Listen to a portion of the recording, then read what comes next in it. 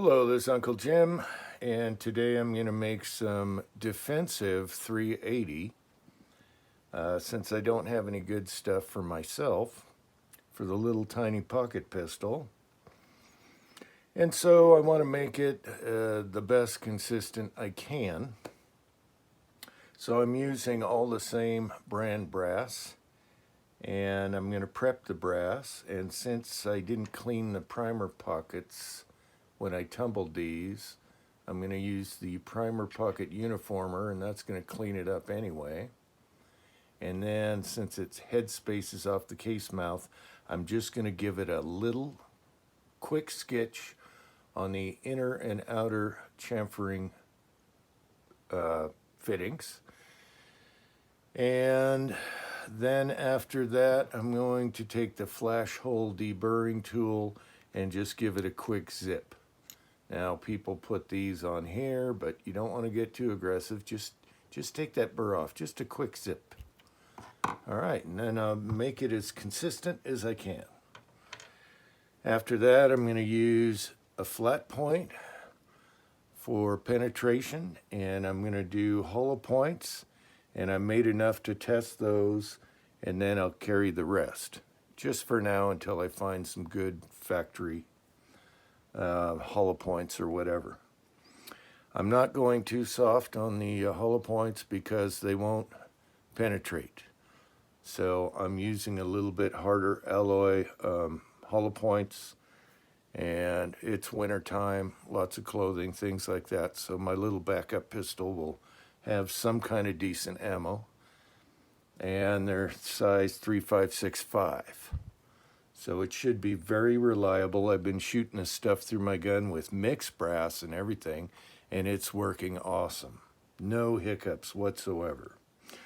All right, so let's do one. Oh, another thing is, on your outer chamfering tool, the Lyman, boy, this medieval thing, and I've done video on this before, this medieval thing, when you're using smaller brass, it can go like this and just chew up your brass.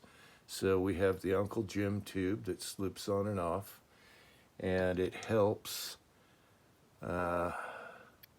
when you're putting it on the outer chamfering tool, okay, because it lines it up better. Otherwise, you can do all this and get it chewed up, and you don't want that. And it's only going to get a quick zip and a quick zip for this type ammo. All right. Now, I'm not trimming the brass because I don't have a 380 in this and don't find the need. All right, let's do one here. Let me shut this off for a minute. Okay, the primer pocket uniformer cleans the primer pocket, so I don't need anything else. The little wire brush or this thing, I really don't need anything else. Just make sure there's no chunks in there after you do it. All right, let's continue. Quick zip. Just a really quick zip because I don't want to take off the case mouth too much. Head space is off the case mouth. All I want to make sure is there's no burrs or sharp edges, just barely. All right. Let's see, let's put it over here. I'll do one more.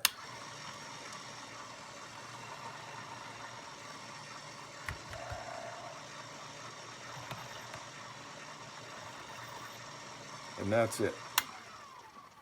And then I'm not even going to adjust this thing. I'm just going to feel it. And just one zip, take the burr off, look at it, no burr, good to go. All right, so I looked down the cases and only a couple needed deburring, the rest were fine, so saved a lot of time there. You'll notice this reloading tray, the brass doesn't fall over. This one's made for 9, but these are made by 6-Shooter Texan, and I just love these things. They're custom fit per caliber, and you can get a funnel on the small cases like 9 and 380. Look at that, sideways. Yes. All right, I probably failed to mention that the brass is sized and decapped before you prep it over there. And so I'm using the 4-hole turret press, and now I got to flare it anyway, so why not prime at the same time? Instead of using gadgets, I like to do it this way. So what I do is I put a brass in, and look at this magic. While the brass is going up, you got a primer in there, and on the way down, you got it primed. And you can feel it right here, just kind of like when you're on a wrench way up high on the handle, you can feel it, and it comes out perfect every time. All right, let's watch that magic again. You put the brass in, and while it's going up, you already grabbed a primer in your hand, so you're not wasting any extra motion, and then you can feel it, just like this, and it comes out perfect every time. And what streamlines that method is you take your primer tray and just rub your finger around there and separate them so they're easy to grab. Now some people say, well, you're getting your oily fingers on the primers. Well, make sure you wash your hands first. And I've never had a primer not go off using this method. So there you go. Okay, so my Dillon 550 already has the powder I'm using for this in the hopper, so I'm using the Dillon to throw the charges, and I'm going to weigh them because they're carry, but they're going to all weigh the same anyway because Dillon throws good. Alright, so I have a sacrificial shell I always use, and I know what it weighs. And it's zeroed. So I'm right here next to the Dillon on my desk, and bam, every time, okay? So it doesn't take that long. All right, one more. Try it again. Bam! Hey, let's do a little Mythbusters. Permanent Sharpie. 2 coats of 3 coats maybe of semi-gloss polyurethane. Is it dry? Okay, it's dry.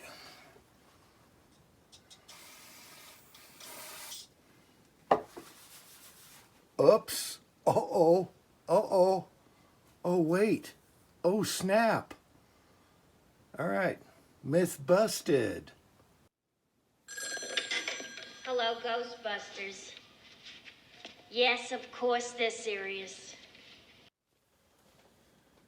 All right, so I'm starting with the hollow points, seeding them with the flat stem, and decided to use the softer lead, so I have an option of both. And with the softer lead and the flat stem, it leaves a nice broad flat at the tip, which messes with your overall length reading from bullet to in the case. But I have the number written down, which plunks perfectly. And so I'm going to start the seat. I'm going to turn it once because I want to do these perfect. And then I'm going to crimp it. And I'm going to turn it again because this is defensive type ammo. All right, so it leaves a beautiful flat on the hollow point, which makes it more effective. And so I came up with an overall length on this one because the lead is smashed at the tip a little bit at around, let's say 926 instead of 930. But that doesn't matter because it's from here down. And that's the difference between flattening that tip. And it's a beautiful little monkey. Let's see if we can focus. Oh yeah, that's a beautiful little monkey, but you have to compensate for flattening the tip, which makes it more effective. And it feeds good. Eskimo. Okay, so I hope you got what I was talking about. Since the nose is flattened a little bit, it changes the overall length on the outside. But what you're really looking for is the plunk test on the inside. And so what I'm doing here is that. And that actually is a 430 overall length, but since the nose is a little flattened, you adapt. Okay, so there's that. All right, so here's another thing. We're being OCD about this because it's carry ammo. The reason I'm spinning it as I'm seating it, so I'll start the seat halfway, then I spin the bullet and seat it again, is to assure that it's concentric. Okay, and then when I crimp it twice, I just do it because you never know. Normally I wouldn't, but I gotta trust this ammo. And so I'm checking every one of them. I'm just scrutinizing. And it's perfect every time, and it's concentric. Now on the dial calipers, I have both calipers, okay? What I like about the dial is you can have it set like here. There's no battery on the whole time, and you're close, and you just stick it in there and boom, bang, pow. So I'm digging the dial calipers for not worrying about it being on the whole time. All right, you know, this could be rambling, but it might help somebody out there. I don't know. It's just Uncle Jim rambling. Okay, on to the flat nose, which I should have, in hindsight, done first because the hollow points are a little pickier. The way I'm adjusting for flattening the nose a hair. These are just going to be cruise control. This is a new die. I haven't even marked my cedar and crimp to see where I'm at. I should put a mark on them so it's easier. And earlier, if I said 430, it's 930 overall length, what we're looking for. I say things weird sometimes. In my head, I'm right. But it's 930 is what we're looking for. Somehow I spew it out differently, but in my head, it's right. Whenever I'm loading, it's right.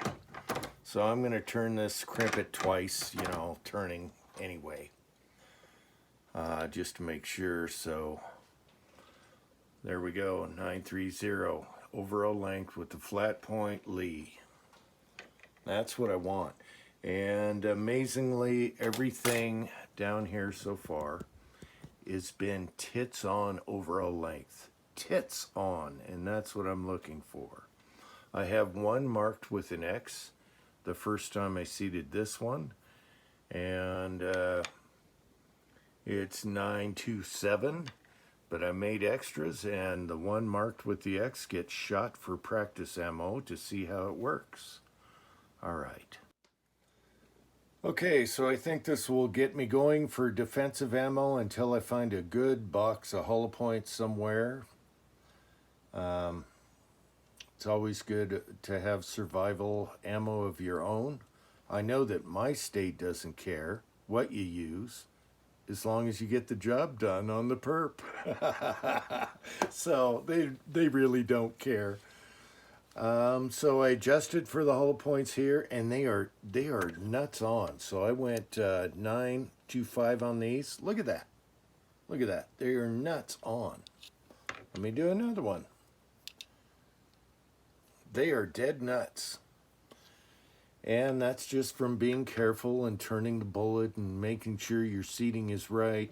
And then normally I want 930. Okay. Right there.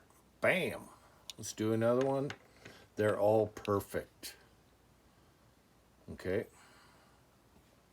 Look at that. Bam. Except for Mr. X over here, which I seated first when I went to the flat points, and it went a little far, and it's 927, which is no big deal, but I'll shoot that one up. I have extras to make sure they run flawless. And I've loaded these bullets before and they run flawless, but I want to make sure these are perfect for carry. So I did the best I could.